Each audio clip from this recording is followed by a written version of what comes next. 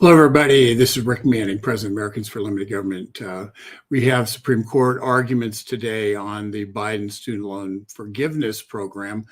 $400 billion forgiven out of a $1.6 trillion total number of loans, student loans that are outstanding.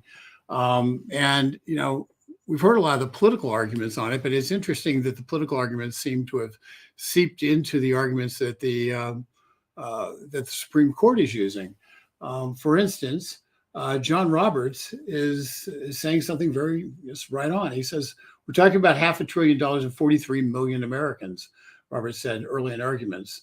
Why shouldn't Congress explicitly have to bless a program of such mammoth scope? And this plays into something that was done by the Supreme Court in West Virginia versus EPA last session.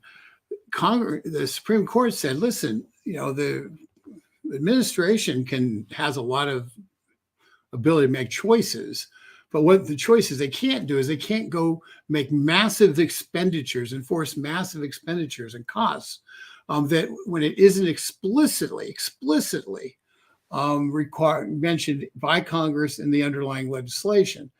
And so Roberts repeats that question when he's talking about the mammoth scope and impact of a $400 billion waving away of income that the federal government and taxpayers have a right to expect to be repaid. It was debt that was taken as a choice. It was debt that was then, and so you sign up for a loan, you got to pay it back. There's some other things that could be done, but the fact of the matter is, the Supreme Court's looking specifically at whether or not the Biden debt relief was allowed under law. And so the other point that Roberts makes, I think, is really, really, right on, is the idea that why should people who take out a loan to start a lawnmower repair business have to pay back their loan, while somebody who takes out a loan to get more training by going to college not have to repay back their loan? And it's basically the equitable argument that you don't normally see come across in the Supreme Court arguments, where the very practical fact that the eliminating the debt for the student loans, in fact, gives you makes it so the people who didn't go to college or repaid their loans are having to subsidize those who did go to college, essentially having the exact opposite, where you're having the blue collar subsidize the white collar workers of the future. And not just through paying for public education, not through subsidizing public colleges through the taxes, but directly subsidizing students. As someone who went to school and had a student loan, my wife had a lot more student loans, we got the opportunity to repay them, and we did. But one of the things that always struck me when I was there in college was you always knew that when the student loan checks cleared, when people got their checks, because at least 3 or 4 people in the apartment complex got new stereo systems, because this was money they got, and gee whiz, it's extra money, and I'm going to go buy myself some big giant speakers and stuff. And because college students, particularly males, like to have cars that make a lot of noise and stereos that make a lot of noise, at least back in the day. So so you can almost tell when the student loan checks arrived. And so, fact is, you sit there, and as a student, I sat there saying, those guys are nuts. You got to pay that back. But we paid it back. Should a student today who amasses $20,000, $30,000, $40,000 of debt, $100,000 in debt, student loan debt, for an education that might pay $50,000 a year, $60,000 a year, in terms of salary when they're 50, when they're 10, 12 years into their education, I'm sorry, you made a bad choice. You didn't do due diligence, but the rest of the world that's not their problem that you wanted to pursue the intricacies of French history and art as it relates to the lesbian movement, that's your choice, student.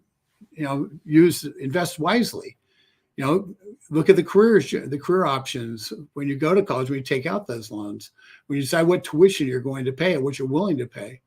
I went to the University of Southern California, which is private. wanted to go to the University of Southern California, accepted the cost of that. I paid, can't do this today, but I was able to pretty much pay my way through. Got a few student loans, did no scholarships because they're based on need. And I didn't agree with that. I said, I'm not going to go and get a scholarship based on need. I don't believe that system is right. I don't think it's fair. It should be based on merit. And since it was a need-based system, I didn't participate because I'm a hardhead. And so I didn't get those loans. So this guy ended up eating potato buds for dinner an awful lot and ended up losing a lot of weight, and hard to tell today, but losing a lot of weight and getting mononucleosis and having a lot of struggles getting through, working 3 jobs at a time, taking classes at the community college up at LA City College for things that were simple. There are lots of ways to go through college. There's lots of ways to make those choices. There's lots of sacrifices you can make as an individual to get your education. And the fact of the matter is, the guy who's sitting there working his tail off as a roofer or as a hammering nails or going off and as an electrician, it's really unfair to say to that person, oh, by the way, you also have to pay for the guy who just bought a new stereo system for his student loans. So that actually comes up in the arguments. It's amazing as it may seem. But I think the biggest piece of this the left, the 3 Democrat liberal justices, kind of clung to a point of that they didn't believe that the people who brought the case should have been allowed to bring the case because they didn't have standing. And ultimately, these questions revolve around, who is allowed to bring a case, and you have to have specific harm to be able to bring a case. And so, and on things like this, it's really hard to show people have harm. And so so they were questioning whether or not there was harm done to the people who were actually suing the federal government. And so they hung their hat on that. They also believe that the HEROES Act it passed in 2003 after the 9/11 gave the president, the executive branch, a lot of discretionary authority in terms of how to deal with various emergencies, economic emergencies, and as a result, the government argued that they had the power under that 2003 Act. So that's the balancing act here, and it's what the justices are deciding. Wanted to get to see what some of the questions are for people because I think it's important. Let's see here. Florida girl. Hello, Florida girl. I graduated high school, Wheaton, Maryland, cosmetology certificate. My parents didn't want to spend dollars on post-education. I've learned many things on my own for support during the decades. Yeah, that's, and one thing you've learned, if there's anything you've learned, is probably that if you've got a lobbyist and you've got a lot of people who are willing to march around in front of the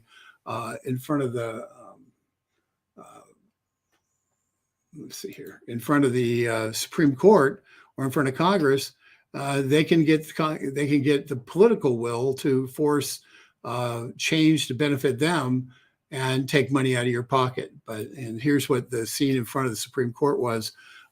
This was organized rally by the NAACP. You can tell by all the NAACP caps and the standard signs that they were holding up that somebody printed and handed out to people when they were bussed in.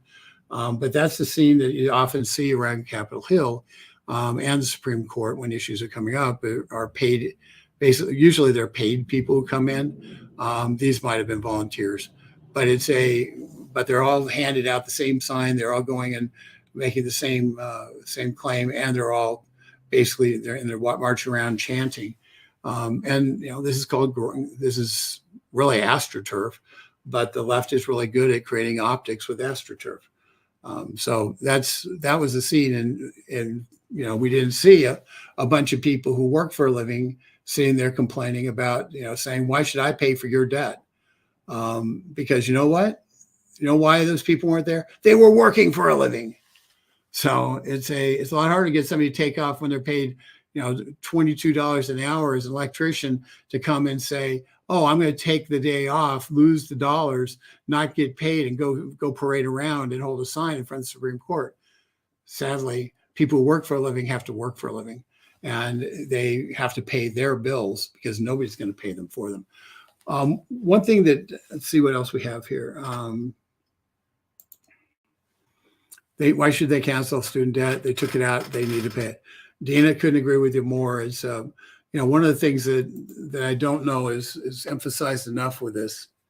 If you teach somebody, a young person, that if they protest and they whine and they complain enough, that somebody else, that they can get what they want, that they can get, debt that they took on as an adult, that they took on, waived because they complained enough, then is that person going to pay their house mortgage back?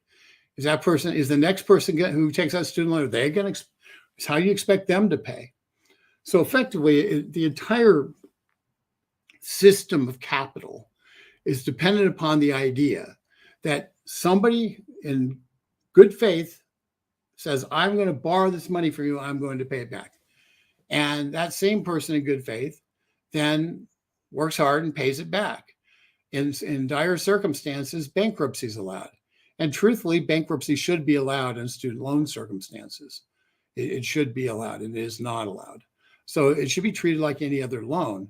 But the fact is the federal government took over this program. They booted out most of the private lenders.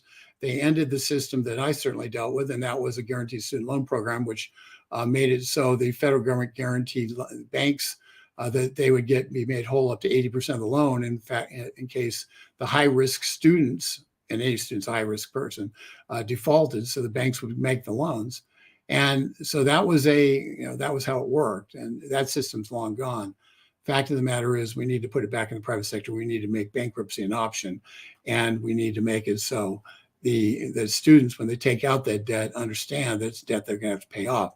What's more, we need to make certain that colleges are telling students, if you go off and you get a degree from the School of Social Work from the University of Southern California, this is how much you're going to pay.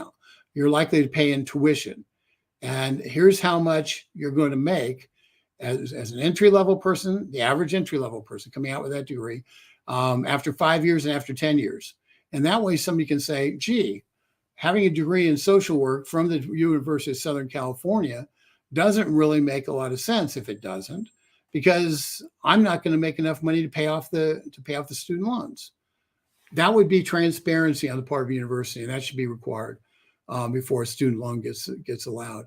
What's more, there ought to be transparent. The university should also, if they have a high number of defaults on student loans, the university should have limitations put on them in terms of the amount of student loans that they're allowed to give, the total amount of student loans that their students can take.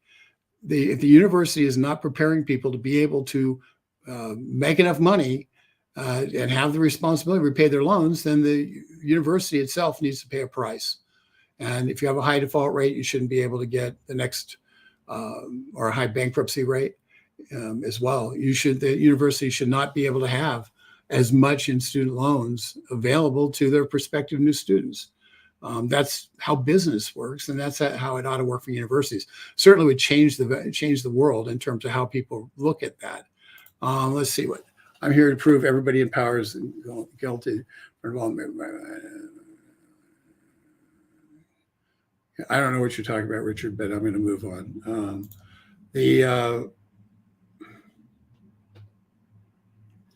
Let's see what we have here. The key to and a lot of you are talking about how this was a Biden promise in 2020, and this is him buying votes right before the election in 2022. And you're right, that's what it is. And that point was made before the Supreme Court as well, that the motivation was not an emergency. The motivation was a desire to buy votes. So that was made in front of the Supreme Court as well. We look at this and we say, how do we progress, and what's the right answer on this? Because truthfully, we do have a generation that's of people who graduate from college and 10, 15 years away from that experience. They're still paying off student loans, and they're, equivalent to another car payment. And it's a problem. It's economically damaging the country. And so I would argue that the way to do it is we need to have real, honest reform of the student loan system. The last time it was reformed in a meaningful way, the reform was shoved into the middle of Obamacare and nobody knew about it. And then it just crops up on the other side of Obamacare. So we need to have honest reform. And that honest reform can have a number of components. Number one, you could have the ability to pay back just principal or just interest, and for somebody who's in dire straits, and just make it interest-only payments. You want to have bankruptcy capacity with all the ramifications of bankruptcy. You want to have the ability for, if you want to deal with the actual cost, make it so the interest rates are lower. Lock in low interest rates and make it so kids have that. And secondly, make it so it's much more easy for them to refinance, to roll over the loan if they can find someplace with lower interest rates and extend the term. So those are some basic stuff that other loans you have the capacity to do. And we ought to afford those same things, those same opportunities to these loans as we afford to a home mortgage or to a loan for a car or the like. Because, the fact of the matter is that then gives somebody who's got this loan options downstream to try to restructure it to make it so they can afford to pay it back. And I think that's common sense. The current system locks people into a box, and a lot of times they can't get out of. And that's a disaster. It's wrong, and it hurts our economy, and it hurts our people who, let's just say it. They made a mistake in taking on more debt than they could handle because they're 18. Ironically, the same people who Joe Biden's arguing we should give big breaks because they got themselves too far underwater with student debt. The same administration is arguing things like that children under the age of 12 should be able to make decisions separate from their parents on getting transforming medical procedures that would permanently scar them when they were not when they were much, much younger, and make much more dire decisions outside the parents' purview. So those are the kind of things that you scratch your head. At one point, somebody's 18, they're not responsible enough to take on the loan. On the other hand, it shouldn't be expected to pay it back. And on the other hand, we're going to let children make decisions about permanently disfiguring their bodies. That's insane. It makes no sense, but that's kind of what we live with here in Washington, D.C. I want to just give you up to date on what's happening. I will tell you, and looking at this, at the arguments, I think it's pretty likely that you'll end up with the Biden loan guarantees or eliminating the payments, that will be eliminated. I think they'll leave alone the capacity to not ask people to repay the loans. I think they'll leave that alone because it fits within the law, actually. And I suspect that this will jumpstart efforts to reform the laws, and starting with the left saying we should basically eat all $1.6 trillion in student loans, and ratcheting back from there. And if we work hard and on this and put real brain power on, I think we can fix a system that's broken, and somewhat protect students from, at least allow them to know what the decision they're really making through transparency. And if we do those things, people get themselves in debt. Well, guess what? If they get themselves in debt, they're in debt, and it's up to them to get themselves out. But let's make sure, at the very least, it should be transparent about what they can expect outside of the college environment in terms of pay. Because believe it or not everybody comes out of college and gets paid $250,000 a year to work at Google. And when you see those kind of stories, you say, well, gee, that's, kind of hope that's normative, but it's not. And these kids need to be need to have knowledge about how much the costs are incurring and racking up and whether it's worth it. And that's a question which, quite honestly, they then have to make as adults, above 18 adults, they have to make for themselves, but they shouldn't expect the rest of us, if they make the wrong decision, to bear the costs of that decision. And with that, I'm going to end the broadcast. I appreciate y'all. If you think about it, just hit the subscribe button and subscribe. And I think we've got stars going on Facebook. I don't know. Somewhere there's stars or happy faces or flowers or something. I don't know what it is, but that's a good way to help out ALG as we continue to fight this and many other fights. With that, I'll let you go. Thank you very much, and we will talk to you tomorrow.